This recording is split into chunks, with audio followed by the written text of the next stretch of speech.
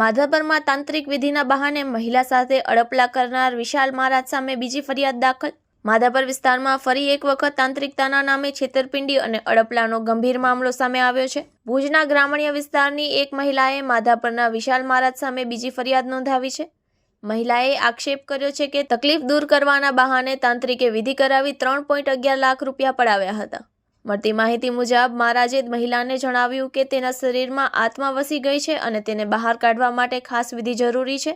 આ બહાને વિવિધ રીત રસ્મના નામે મોટી રકમ વસૂલવામાં આવી, સાથે જ વિધિ દરમિયાન અડપલા કર્યાનો પણ ગંભીર આરોપ છે।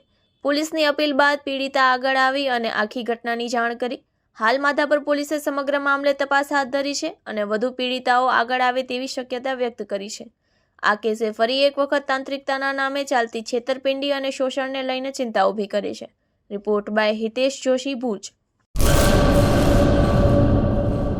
કચ્છમાં બાગાયતી ક્રાંતિ બાદ જળ ક્રાંતિ માટે તત્પર છે શ્રીનાથજી એગ્રો કોર્પોરેશન। ખેડૂત મિત્રો માટે ખુશખબર, ખારા પાણીમાં પણ થશે ભરપૂર પાક। સબમર્સિબલ પંપના ડીલરો, ઇરિગેશનના ડીલરો અને એગ્રો સર્વિસ સેન્ટરના વેપારીઓ માટે બહોળા વેપારની સુવર્ણ તક એટલે કશ્યપ એન્ટીસ્કેલ સિસ્ટમ।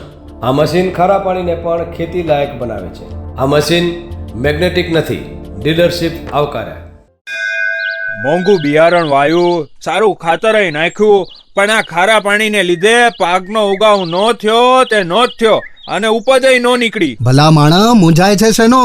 ખેતરમાં લગાવ કશ્યપ એન્ટીસ્કેલ મશીન, જે ખારા પાણીને બનાવે ખેતી લાયક અને ફળદ્રુપ જમીન સાથે આપે મબલખ પાક। સંપર્ક Shrinathji agro corporation, Prahlad Nagar road, SJ highway, Ahmedabad.